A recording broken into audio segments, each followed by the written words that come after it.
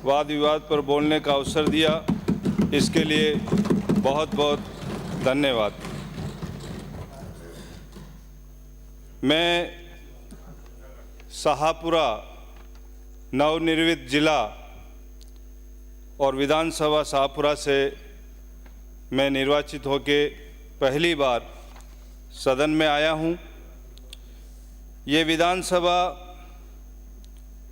क्रांतिकारियों की भूमि है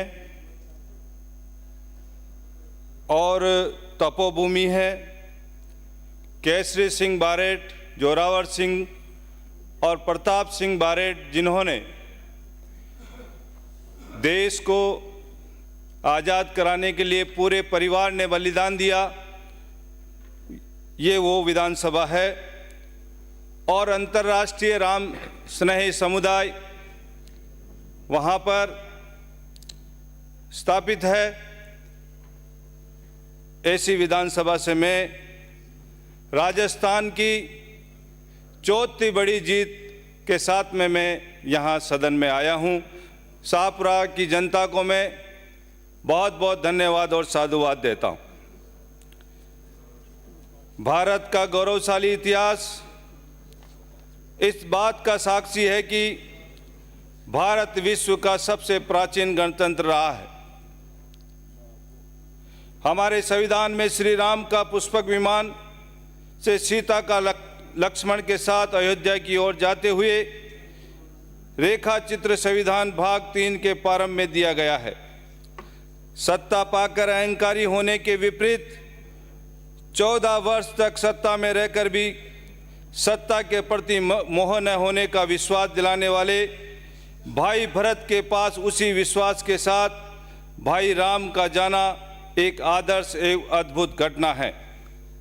संत कवि तुलसीदास और हनुमान चालीसा में इसी भातृ प्रेम की तुलना करते हुए हनुमान जी ने विषय में श्री राम जी से कहलवाया कि तुम मम प्रिय भरत सम भाई।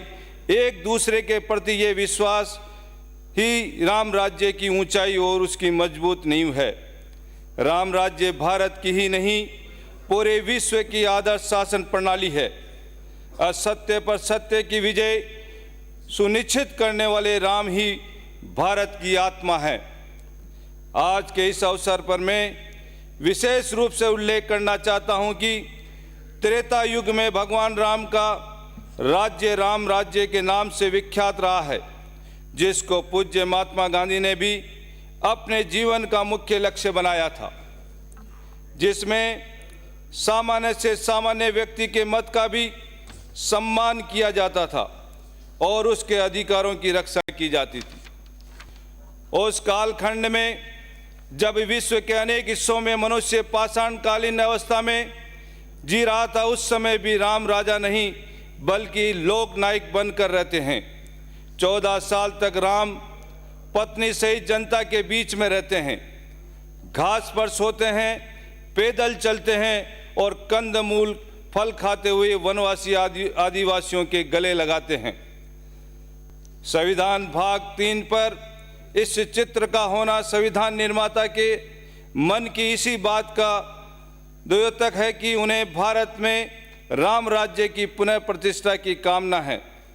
भारत की आत्मा जागृत हो, यही उनका सपना है। इस सपने को साकार करने की प्रेरणा देने वाले इस चित्र को सत बार नमन। विश्व के महान नेता आदरणीय नरेंद्र मोदी जी ने इन 10 वर्षों में राम राज्य की इसी संकल्पना को साकार करने के लिए भारत माता के चरणों में अपने पल पल को न्यौछावर कर दिया है और आज भारत का जनमन ही नहीं बल्कि विश्व के सभी देश भारत की ओर आशा भरी दृष्टि से देखने लगे हैं।